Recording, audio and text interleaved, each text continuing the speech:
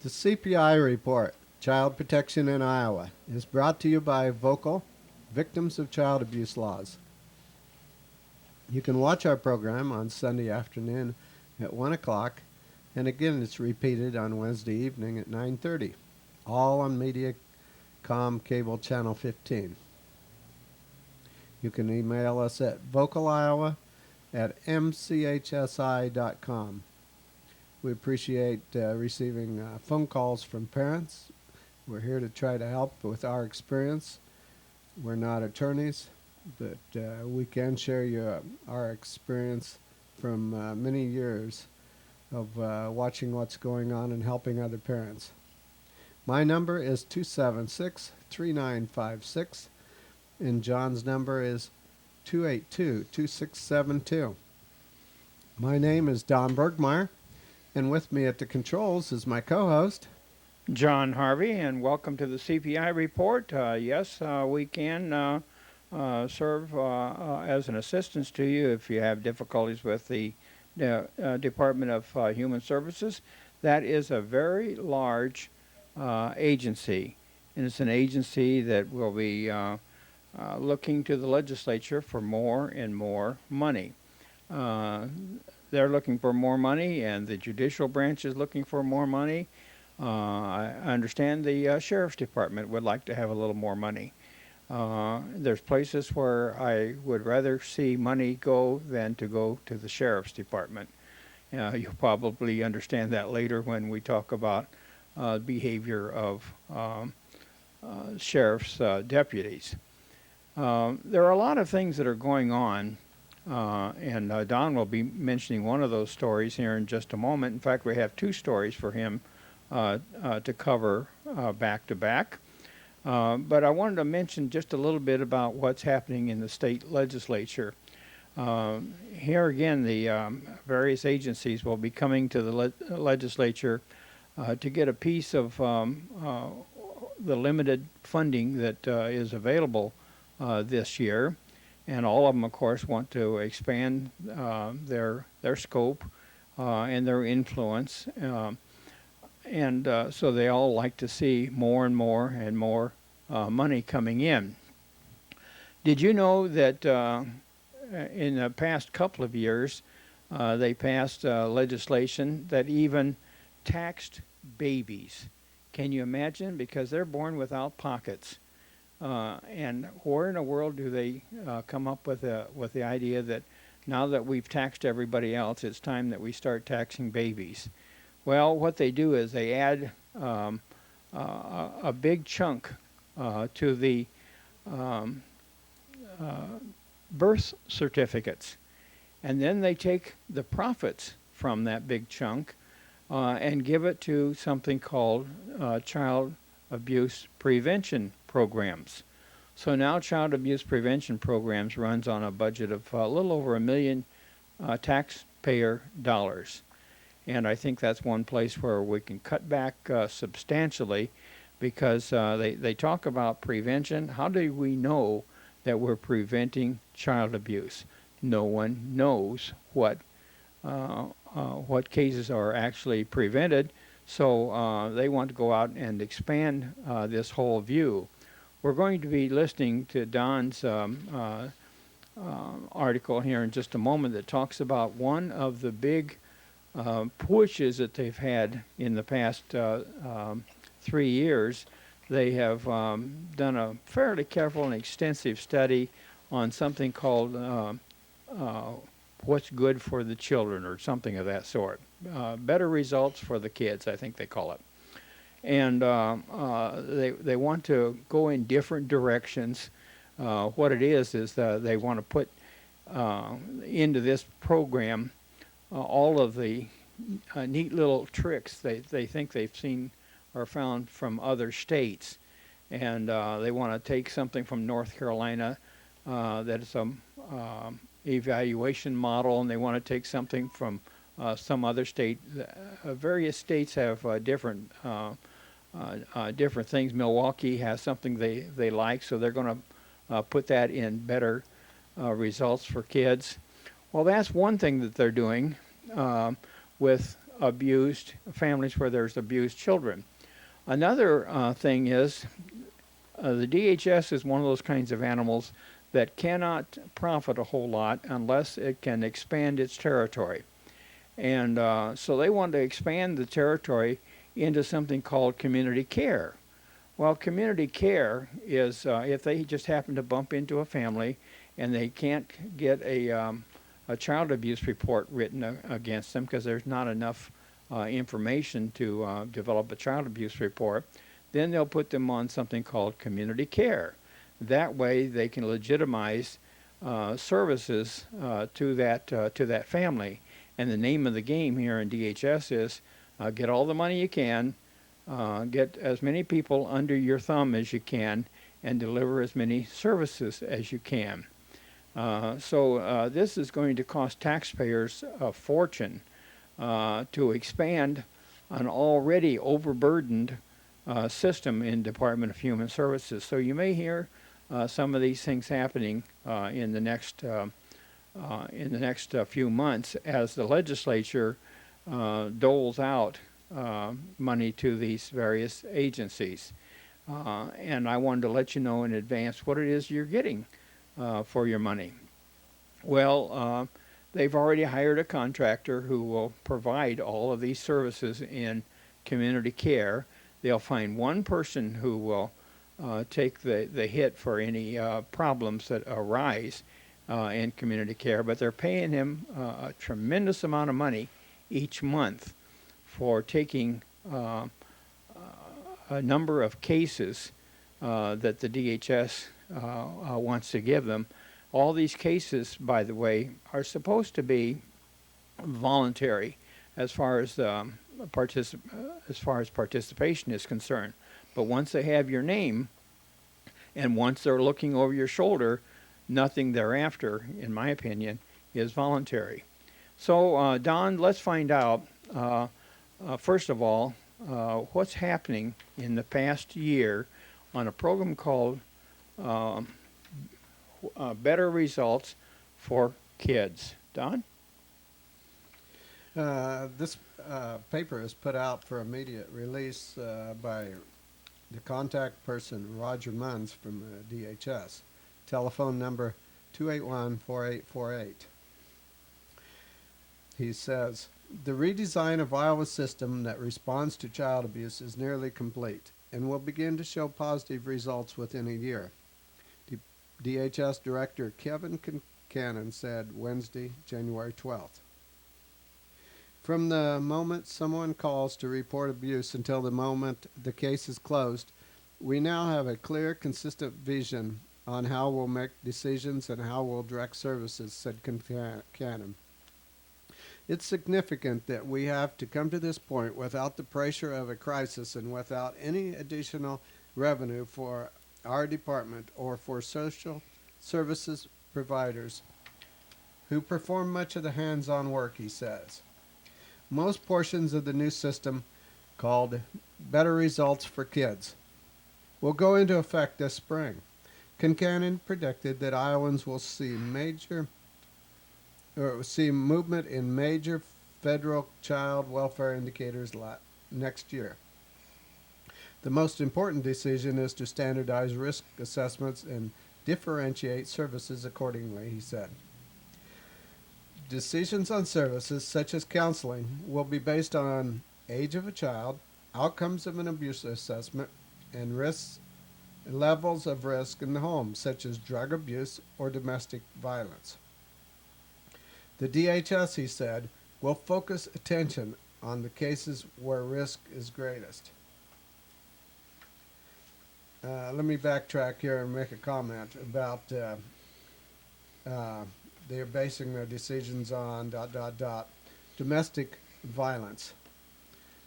We know there's domestic violence in the home, but I want to emphasize that when DHS gets involved, there's going to be more violence. So think upon that when there's a possibility of domestic violence and calling the DHS. I'll go on. The DHS, he said, will focus attention on the cases where risk is greatest. Some cases will cease to become part of the DHS system. These are cases in which there is no finding of child abuse, no indicators of danger to the child, and no mandate from a court to intervene. Well, John, it's a good thing that those will cease to exist. You would think that that's territory that they should stay out of, right? Look at all the business they're going to lose. But they're capturing that anyhow under community care. Sure, they'll pick it up somewhere. You bet. Just beware. People are listening to us. A third group of low-risk families will have the option of receiving short-term counseling or referrals from an entirely new group called the Community Care Provider. Last week, the department announced the apparent winner of the maximum $3 million. Do you hear that? They've got a contest going, right. John. Yeah.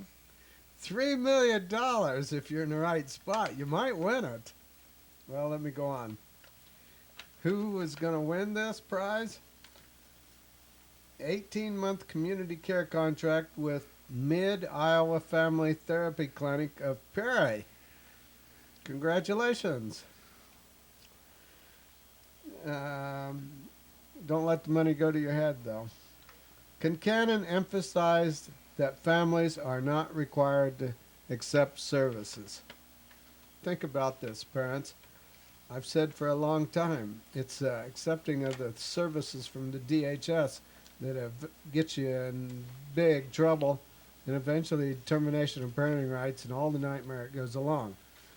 So consider the accepting those services. Concannon says there will be no cost. And you're not required to accept those services. They may put onto you the feeling that it is required, but they can't force that on you. It's completely voluntary for families.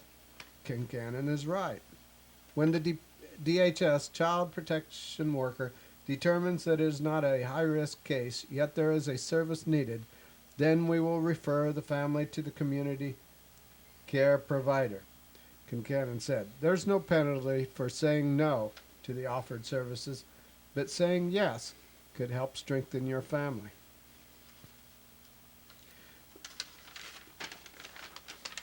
And the paper goes on to say on the back page, based on historic averages, it is estimated that about 600 cases a month will be referred to the new provider, but the number could fluctuate once the system is put in place.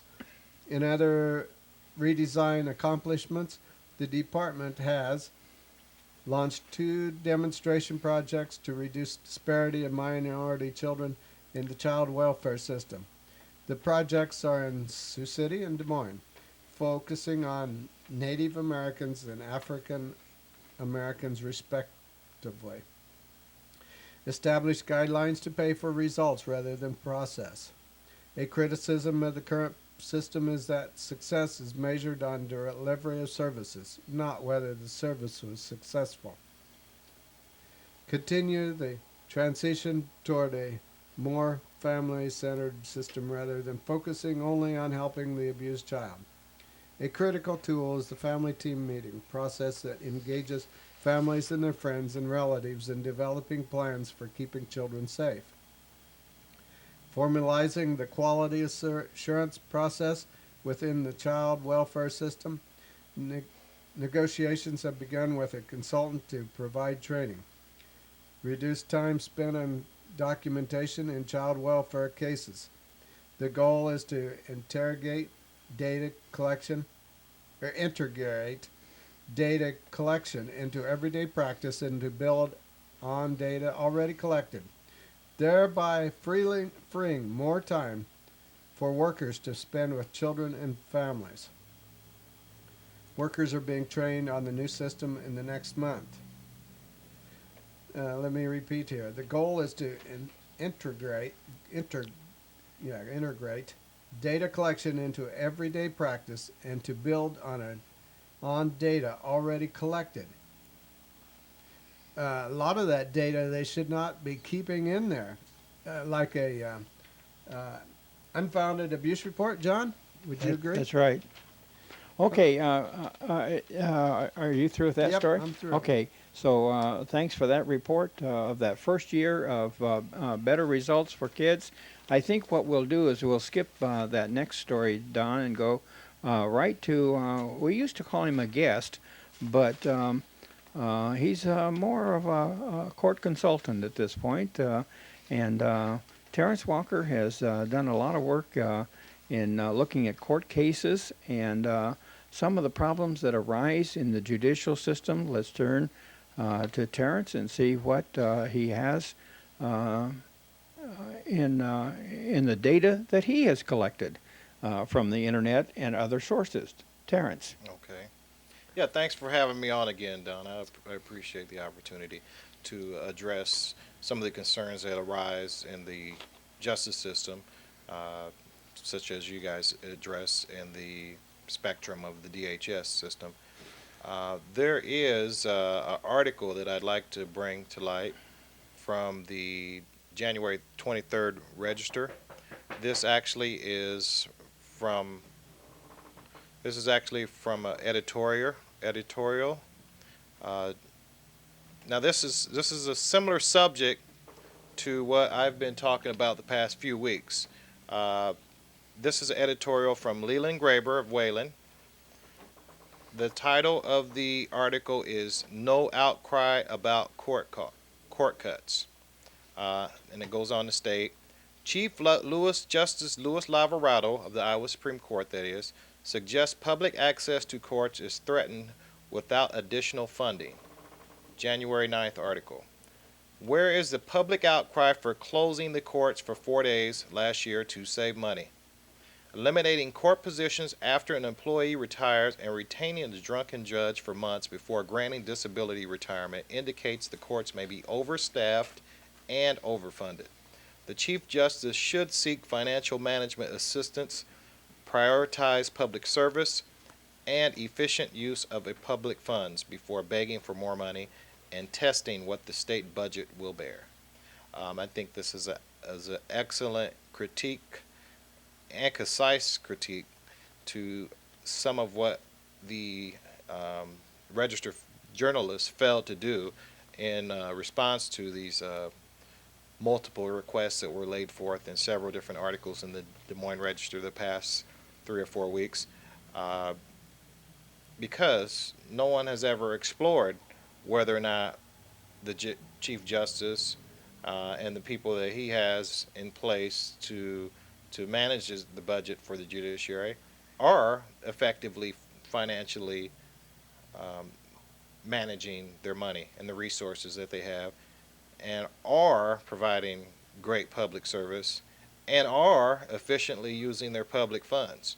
One of the things that he pointed out in this article, which we've been talking about here for about 3 weeks here, is Justice James Weaver of, I believe, was it Muscatine County, John? Something like that. Uh-huh.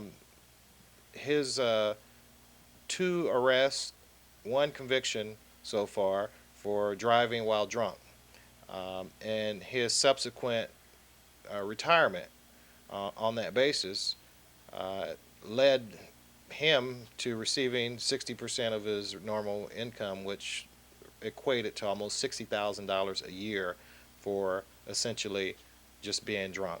I think this it comes at a time where we don't need those kind of resources directed and diverted into that kind of for that kind of behavior, because when we're drinking or driving and smoking marijuana, which he had tested positive for, that's considered a crime. However, if a judge does it here in the state, it's grounds for disability and retirement and $60,000 a year, which I find abhorrent. One other story I'd like to touch on is a couple things that came out in the press this past week.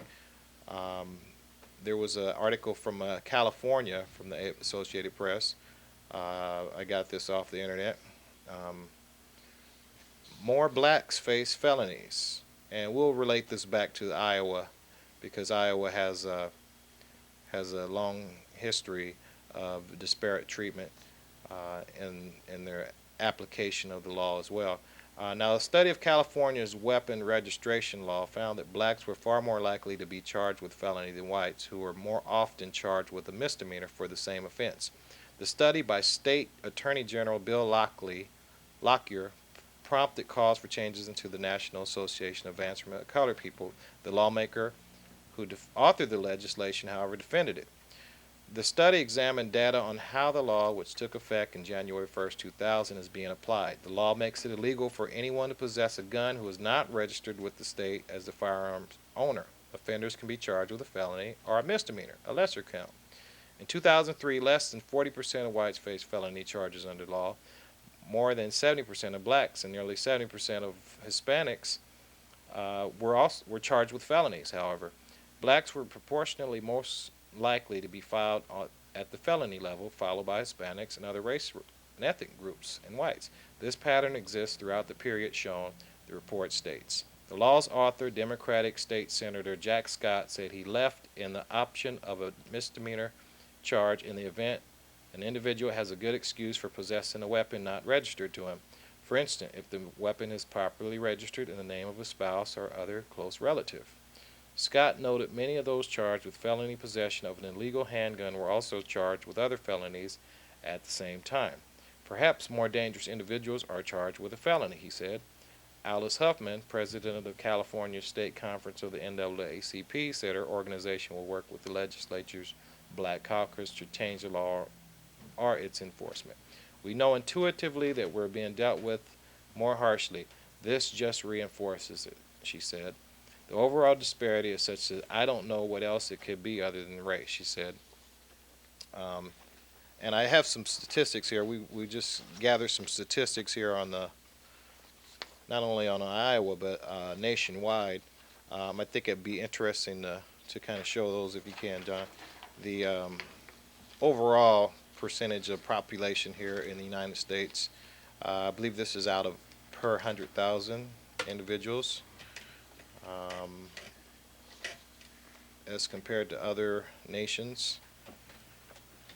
Or was this, I think this was per 10,000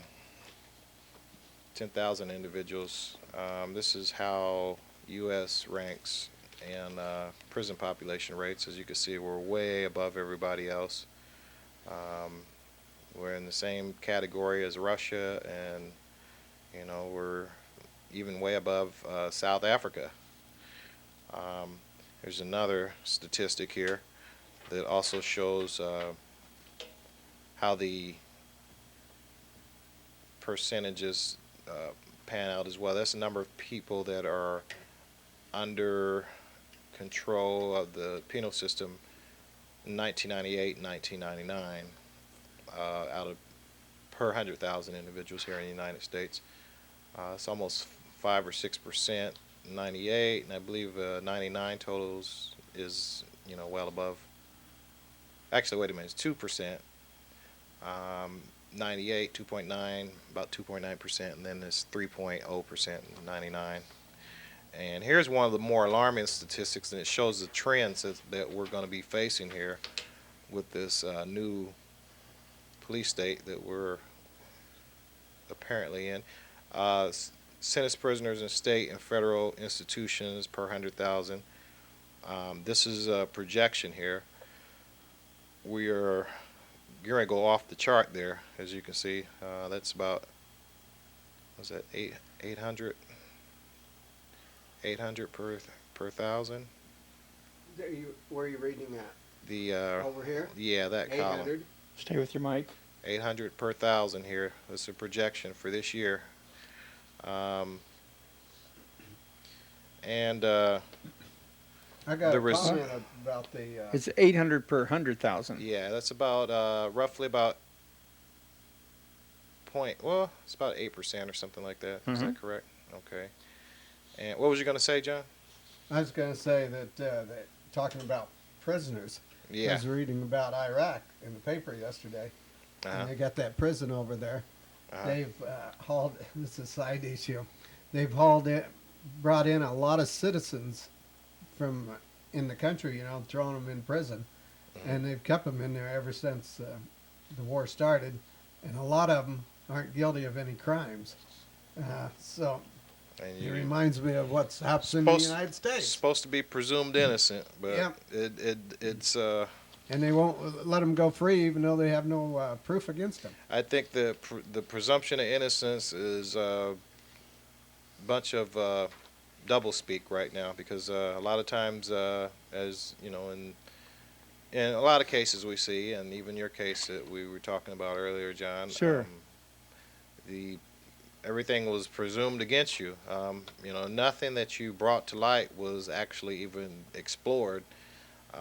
It was not only was you presumed to be guilty, but everything that you said was presumed to be automatically wrong because you were not attorney. Here's another alarming That's right. statistic. That's one of the other alarming statistics here. We have this is a 2002 statistic here, population behind bars. This just goes to show disparity here. Also, 10.4%. Black males between 25 to 29. And then there's another statistic here,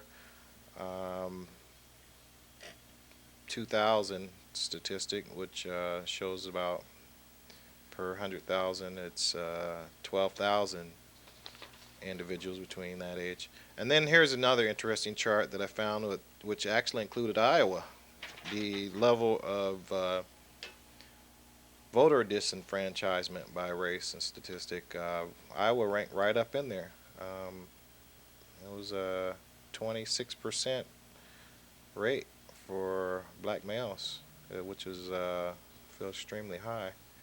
Now I know there's a bunch of socioeconomic factors in there, but you know, as we've discussed on this show before, Iowa's court system is not only has the studies consistently shown that Iowa's court system has got a lot of sexual and racial bias within it, but it is not doing anything about it. It releases all these reports, like the one, for instance, in 1993, which basically stated and listed numerous examples of bias within the court system, but they're not doing anything about it. And I think that all goes back to the fundamental point which was raised by Mr. Graber in this article from the Register, January 23rd,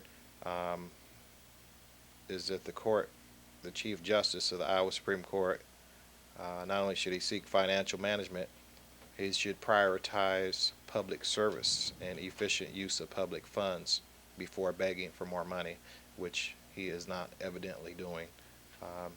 Because if he was doing so, he would be acting on some of these reports, and not only that, but we would also see a decrease in some of these numbers, I believe. There are alternatives to locking up individuals in these kind of numbers, and just let's look at some of the costs associated with this. You know, and this is a really crazy statistics here. These are expenditures. This is how much this is costing taxpayers, you, the citizen out there. Look how much you're paying.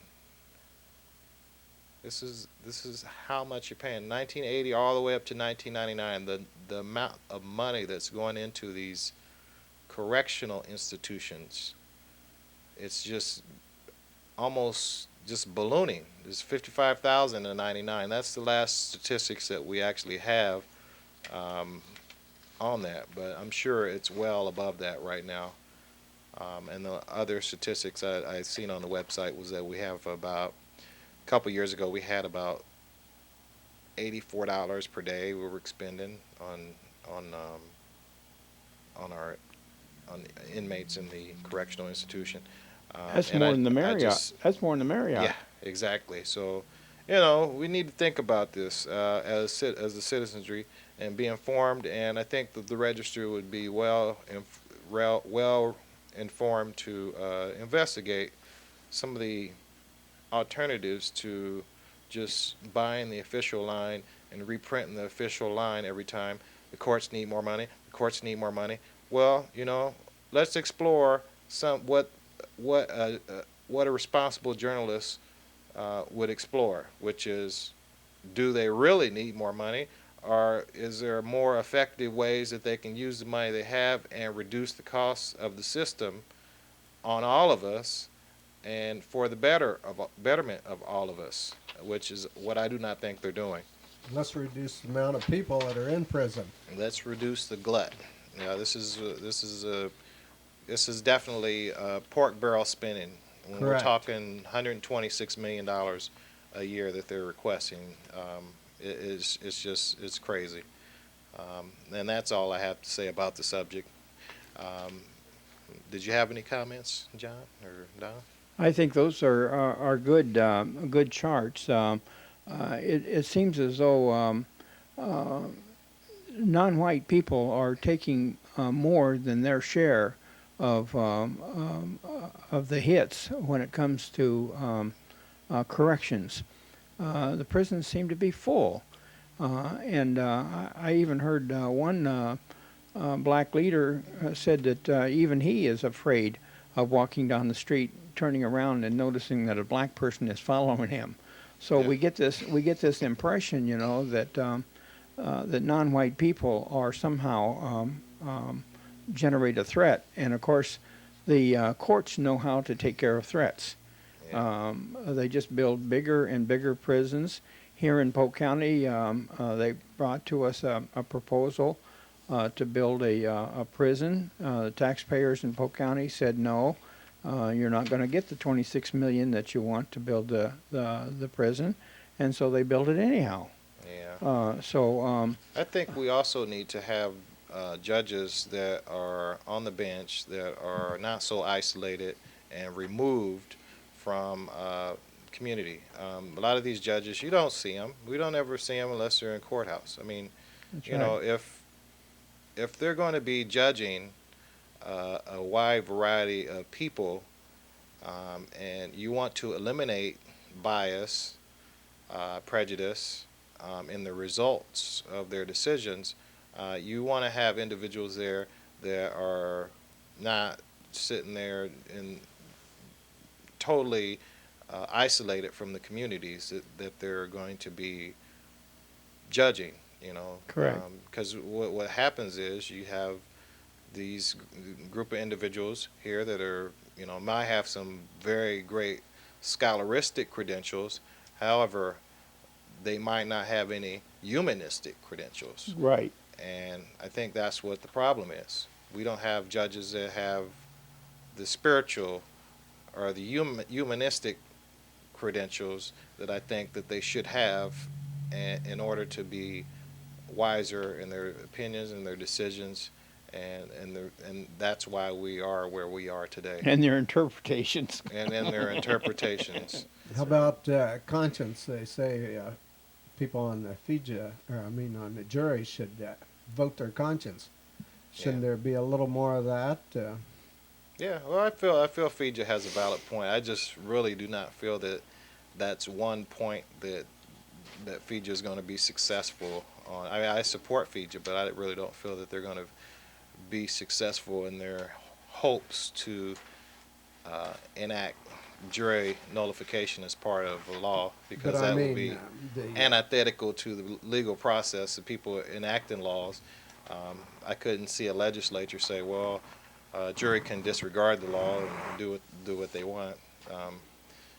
But isn't the Now judges have done that. They've disregarded the law and done what they want. But legislatures have never. I don't see them as doing that. Being that they're in the business of making laws. Right. I really don't think they would make a law that say that they could be disregarded at the same time. I do believe that's a valid argument. If there's some law that's definitely unfair or it's unfairly being applied, I do think that they have an argument there that it should be disregarded by a jury. But I really don't see it being jury nullification being enacted as part of any legislator or any Congress. well, I wasn't trying to bring in Fija. I was just saying okay. conscience. Yeah. Shouldn't judges have a conscience? They don't seem to care what happens to the people that Under mandatory sentencing, conscience makes no difference anymore. That's true. Because if the jury brings back a guilty verdict, many of these judges have, they can't even exercise discretion that they're supposed to possess to be a judge. In other words, you should have some pretty good common sense in order to exercise discretion. But when the sentencing laws say no, if this person entered the home and he's wasn't supposed to be there, and he's convicted of burglary, you send him away for 25 years. That's what happened in the shoe case. And he didn't steal anything. And he Just didn't steal anything. Place at their own time. That's right. And generally, I think burglars like to enter premises where there are no people, or no people that are that present any kind of a. Leave no witnesses. That's behind. right. You're right. So, and this fellow entered a home. Well, I won't go into that real deeply, but the point is this: that these sentencing laws actually handcuff what could be a competent, fair-minded judge from entering a fair sentence. I think the problem with this mandatory minimum business is that if they release, they feel as though if they release the judges to exercise discretion, then there'll be people coming back and asking for retrials because so-and-so got 17 months and his kid got 23 months, you know. So they think there will be some discrepancy. Well, sure, there's going to be discrepancies where there's an exercise of justice of that sort. But no statute can be so well constructed and look forward so far as to be able to determine what would be fair for every person under every circumstance. That's why you have a judge. If everything is going to be mandatory, you might just well turn it over to clerk of court. Clerk of court knows what the sentence is for burglary in Iowa. She knows it is 25-year sentence, and she could just sign the papers, and that would be it. Why do we need a $96,000 judge to do mandatory sentencing? Well, we don't. 112,000, which is in the case of the district court judges. It's at That's 112,000. what I was told by an official last week at the Okay, down at the State House. best judge that money can buy, huh? Yep. And if you're talking about chief judge of the Iowa Supreme Court, 120,000. So Wow. it's going up, and we want 7.7 million more dollars so we can not only add a few more positions, but increase their salaries. Plus 1 million plus to build back the staffing. And without an independent evaluation as to whether they're doing a good enough job. So I think right. that would be in proper line first before we would go and saying, hey, let's give us Oliver Prony's pay raises. Right, you bet. Other stories there, Terrance. I think we had one more, Okay. which was more related to the DHS. Okay. This is something about a It's- social worker at DHS. Yeah, that was the story that I believe we were going to discuss. This one was out of Connecticut by Connecticut DCF Watch. Okay. Fellow by the name of Thomas Dutkwicks, Okay. president and a family advocate out of Connecticut. He reported on this. Former DSS worker may have tried to enter another nursery. Police investigate whether woman tried to get into another nursery. This was from January 20th of 2005. A former children's services worker who was accused of trying to get into the nursery of a Smyrna hospital may have tried it before. Employees at the Gateway Medical Center in Clarksville said former DCS employee Erica Barnum looks familiar to them. Last week, Barnum was charged with criminal impersonation after she walked into a hospital in Smyrna and claimed she needed to visit the newborn nursery on official business. Clarksville police said they're trying to figure out if Barnum was the same woman who tried to get inside the maternity ward at Gateway. Evidently, someone recognized the lady from what they had seen on TV and contacted police, said Frank Gray with the police of Clarksville. Clarksville police said Barnum may have used a different last name if she is the same woman who tried to get into the maternity ward at the Gateway Medical Center. This is from News Channel 5 out there in Connecticut. What was you going to say, Don? Let me emphasize the first paragraph. It says, a former child services worker. Right. Stay with your mic. Exactly. I just think that this highlights some of the individuals that may be in the DHS, and it kind of, to me, it's really scary to think that, you know, you have some crackpots out there that are in those types of organizations and out there using as a pretext their affiliation with the DHS to gain access to children. Okay. And thought that was an interesting story, on point. Any other stories that you came up with? I believe that's it for me. Okay. I'm about corresponded it out here. Okay, good. Good. Now, Don, you had a story that may not have followed on track entirely, but let's see what you found in Point Blank, is it called? Okay. Yeah, that's right, John. There's a little article in here from Point Blank, the free paper that's around Des Moines. And some people may laugh, some people may be mad over the whole issue, and it's over finances. Doesn't, as John said, it doesn't have anything to do with DHS, but maybe indirectly. It says, it's your money, paid for by taxpayers in the city of Des Moines, with police officers and garbage truck operators busily going about their business on icy city streets. Accidents are bound to happen, and when they do, we pay for it. Damage to private property has cost Des Moines residences thousands of dollars this year already, but the listing below alone account for $4,725,000, all but $485 of which was caused by accidents involving city drivers who were unable to control their vehicles on ice or otherwise made driving mistakes that cost us some cash, cost the city some cash. But let me report to you some claims here. Well, they go on to say that the total just this week in claims is $13,177.68. Here's a claim. The amount is $50.88 to R. Jones Collision Repair for property damage to vehicle incurred when police officer Jack Kamerick rear-ended claimant. That cost the the city would pay this $1,384.85.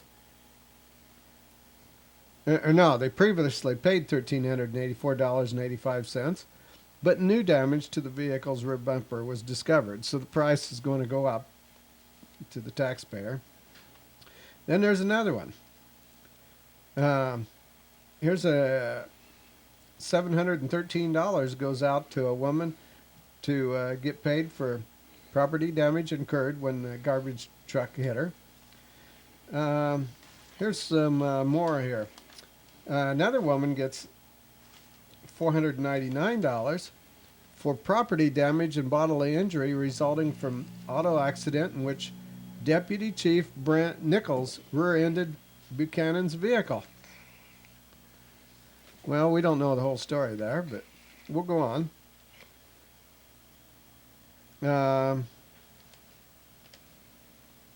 Here's one for $413. Property damage incurred when car driven by police officer Bradley Youngblood rear-ended Miller's vehicle. $413 goes out to there because he doesn't keep his vehicle under control. Of course, he may have another reason. Let's see. There's. Let me change the drift here a little bit. $6.25 goes out for 50 cherry methanol cough drops. Here's $11.45 for 100 cherry cough drops. Oh, but we also got to spend $37.35 on.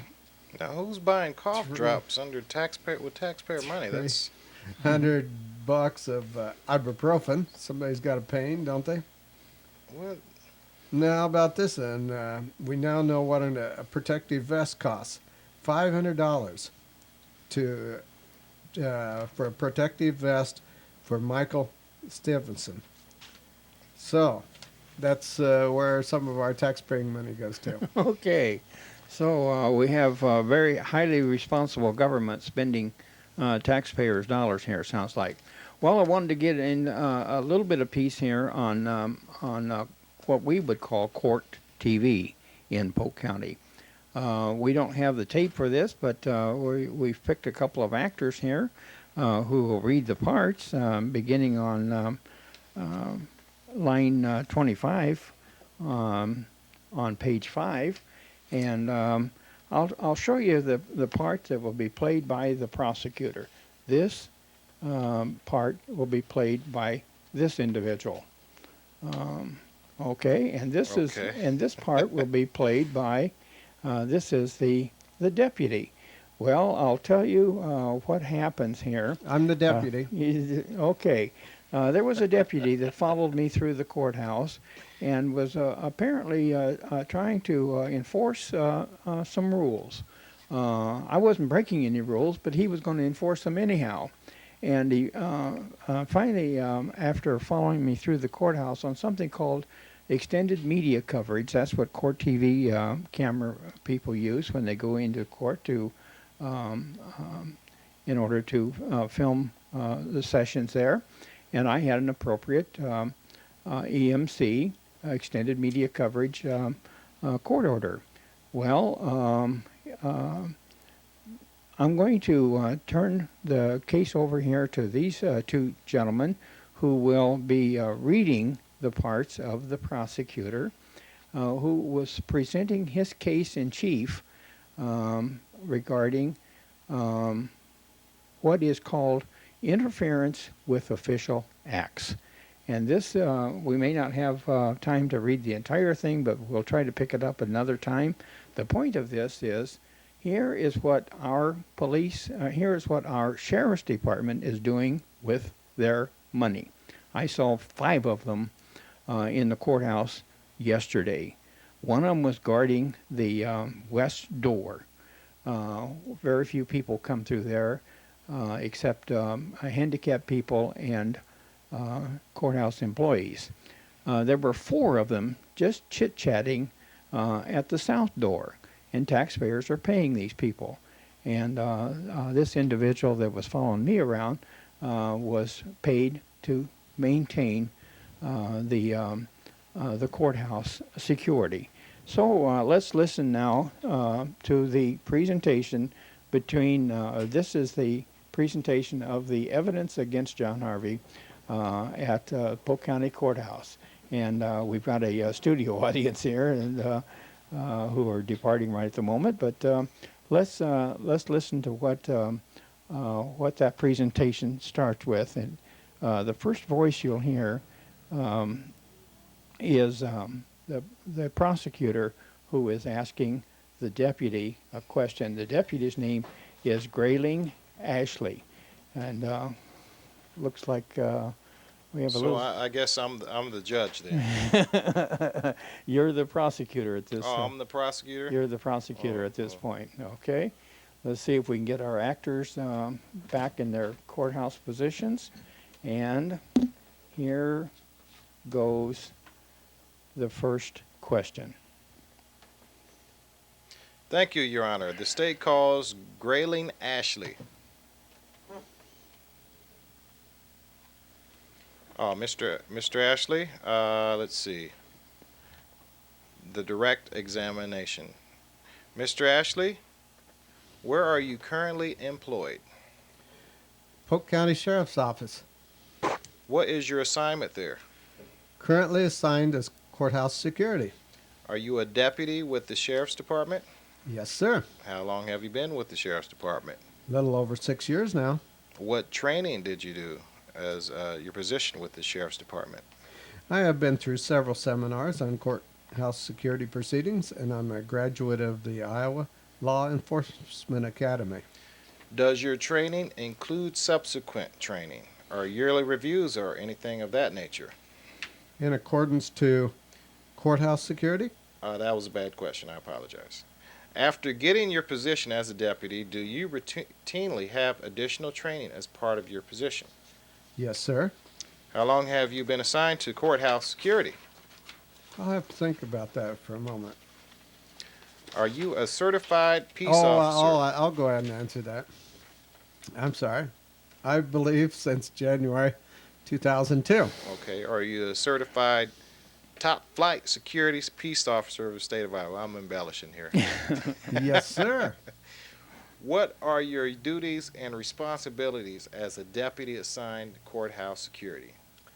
Mainly is to provide safety and security for patrons coming into the courtroom. We also escort individuals who are sentenced to jail or prison back across the street into our booking area. So when you say generally provide safety and security, what exactly does that entail? Mainly, we screen people coming into the courthouse initially.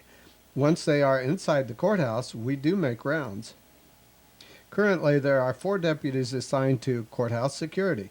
We have one on the first floor, one on the second floor, and one on the 4th floor. There is an additional deputy assigned to the south entrance. Were you working in your capacity as a courthouse security deputy on March 24th of this year about 9 a.m. in the morning? Yes, sir. Do you recall where that or what part of the building you were assigned to about that time on that date? I don't recall the exact number that I was, 102 or 104. What do you mean when you say 102 or 104? Those are our call numbers if they need courthouse security to go to a certain floor. Normally, 102 is assigned to the 2nd floor. If he is not available, then someone else will fill in those areas that are needed. I don't recall what physical number I was. I know the south door called for, initially I believe it was 101, and he wasn't available, so I went down to the south door. Okay, so just so I am clear, you're not at the south door, but someone from that location called for assistance. Is that fair to say? Yes, sir. And you responded to that call? Yes, sir. What did you find when you arrived at the south door? Deputy Stanton informed me that an individual had come into the courthouse with a camera. Didn't have mass media coverage, and he just wanted to know what to do. Did you see a gentleman or an individual with a camera? Yes, sir. Yes, Mr. Harvey. Do you recognize that person you referred to as Mr. Harvey in the courtroom today? Yeah, with the headphones on. Let the record reflect that the witness has identified the defendant. At this point, did you have a conversation with Mr. Harvey? I just inquired with Deputy Stanton what was the situation. He explained that Mr. Harvey was bringing in a camera. He asked Mr. Harvey if he had a mass media coverage order. He showed him an order pertaining to a Mr. Bechtel, which was just an order for a court date. Did you ever learn why Mr. Harvey was at the courthouse this day? He was under the assumption that a Mr. Bechtel was to be seen in room 202A for a traffic citation and was going to record this on tape. Are there rules that generally govern the admission of video equipment into the courthouse? Yes, sir. May I approach the witness, Your Honor? Yes. Let the record reflect that I am having the witness what has been previously marked as State Exhibit 1. Deputy Ashley, do you recognize that? Yes, sir. How do you recognize that? It's an order that has been given to the courthouse security. Prior to today, have you seen a copy of that order? Have you personally seen that order? Yes. Did you review it in your course of your employment as a security officer with the Sheriff's Department? Yes, sir. What is the title of that oh, wait a minute. State offers Exhibit 1. No objection. What is the title of the document? Administrative Order 2000-14. There is an additional order, Administrative Order 2002-29. What is that order? It basically covers the same thing that is in this order, except it goes more in depth. Is there a caption on that order that you're holding? Media coverage in the 5th Judicial District Courthouse. What is State's Exhibit 1 there? Generally speaking, what does that authorize you to do as courthouse security personnel regarding media coverage? Basically, it states here that we are to contain any media coverage to the first floor. They are allowed to go to the first floor rotunda area, and that is where they are supposed to sit. If they have an order as signed by the judge or a verbal order distributed by the judge proceeding at the hearing that they want to go to, then they will be escorted up the stairs and be able to set up a camera. In the actual courtroom? Yes. And the other order that we don't have a copy of that you mentioned, what was that number? 2002-29. How does that order elaborate on this order? Basically, it goes a little more in depth. It covers mass media in the same provisions as this order does, but it goes into other patrons entering the courthouse, and it gives the courthouse security or the sheriff's office authority to either let the camera in or have the individual take it back to their vehicle. Thank you, Deputy. You can sit that exhibit there on the table. Is there a general policy other than this order or the two orders that you have mentioned regarding mass media coverage at the sheriff's office that the sheriff's office follows and about what type of events are allowed to be videotaped? Yes. What is it? It is also in 2002-29. Okay, what is that? Basically, it covers adoptions, marriages, special events that are happening within the courthouse. Allows the general public to bring in cameras for these occasions. It also lets the employees, when they have a birthday party or shower on occasion here at the courthouse, to film these activities. Is the sheriff's department charged with monitoring that activity and supervising video equipment that comes in and out of the courtroom? We don't necessarily supervise the individual themselves. Basically, what we are told, once we have a verbal okay from the judge, these individuals are allowed to bring those cameras into the courtroom. But before they proceed to take any photographs or videos, they have to have permission from the judge himself or herself.